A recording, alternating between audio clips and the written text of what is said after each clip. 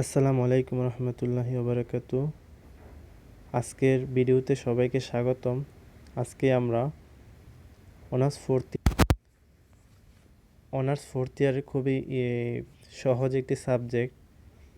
সহজ হচ্ছে এখানে আমাদের অন্যান্য সাবজেক্টের তুলনায় সিলেবাসটা কম, সেজন্য এই সাবজেক্টটাকে অন্যান্য সাবজেক্ট থেকে সহজ বলা যায়। এখানে আমরা প্রশ্নগুলো কমন পাওয়ার নিশ্চয়তা বেশি। এখানে আমরা কয়েকটা প্রশ্ন আছে যেগুলো পড়লে আমরা বলতে পারবো যে এখান থেকে আমাদের ফার্স্ট ক্লাস মার্ক বা পাস মার্ক বা এ প্লাস মার্ক উঠানো সহজ হবে। যে সেই দিক থেকে এই সাবজেক্টটা হচ্ছে সহজ।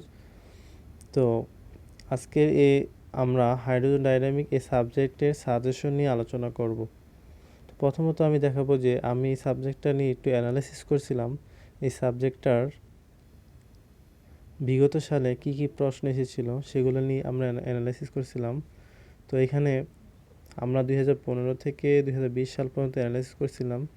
তো অ্যানালাইসিস করে আমরা দেখতে পাচ্ছিলাম যে এখান থেকে চ্যাপ্টার 1 আর চ্যাপ্টার 3 এই দুইটা চ্যাপ্টার থেকেই মূলত প্রশ্নটা বেশি হয়ে থাকে। প্রায় 80% প্লাস মার্ক কিন্তু এই দুইটা চ্যাপ্টার থেকে এসে থাকে। আমরা যদি লক্ষ্য করি চ্যাপ্টার 1 থেকে 54 মার্ক এসেছিল 2015 সালে। 80-এর ভিতরে 54 মার্কই চ্যাপ্টার 1-এ, 80 না 70-এর ভিতরে। ক বিভাগ না, এখানে শুধু খ বিভাগ আর গ বিভাগে 54 মার্ক এসেছিল। আমরা জানি যে 80 মার্কের পরীক্ষা হয়ে থাকে, তো খ বিভাগ গ বিভাগে 70 মার্ক। তারপর হচ্ছে চ্যাপ্টার 2-এ 15 মার্ক, চ্যাপ্টার 3-তে 26 মার্ক।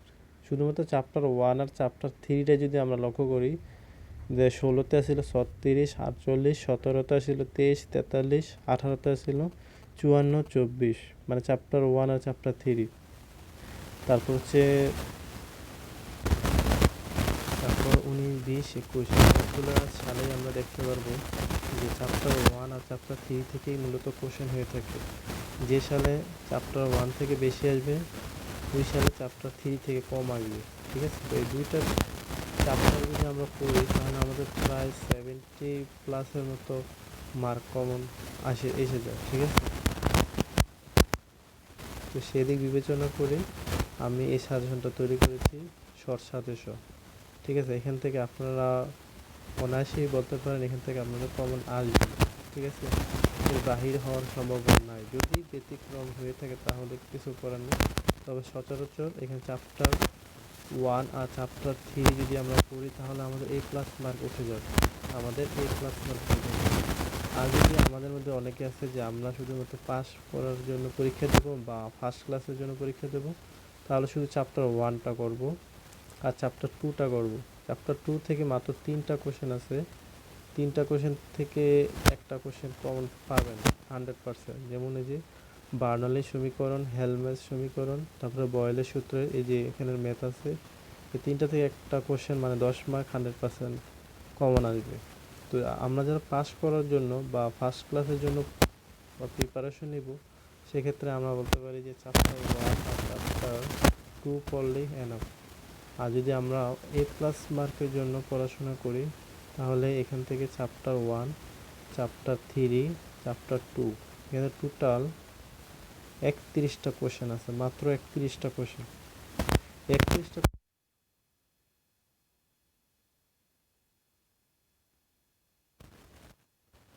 এই যে যেমন প্রথম যে কোশ্চেনটা, কার্টেসীয় স্থানাঙ্ক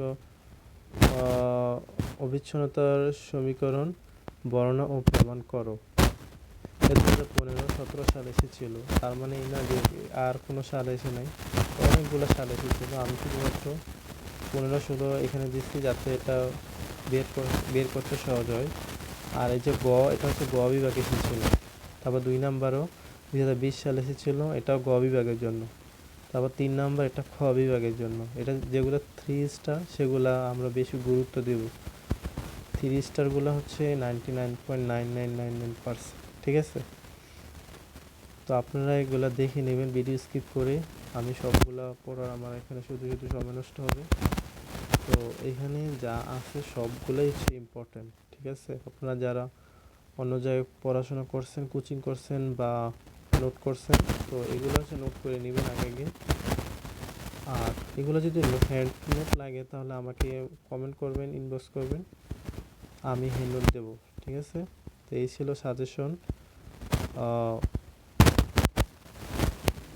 সবাইকে ধন্যবাদ, আজকে এ পর্যন্তই। আর আমার চ্যানেলটা সাবস্ক্রাইব করে দিবেন। আল্লাহ হাফেজ।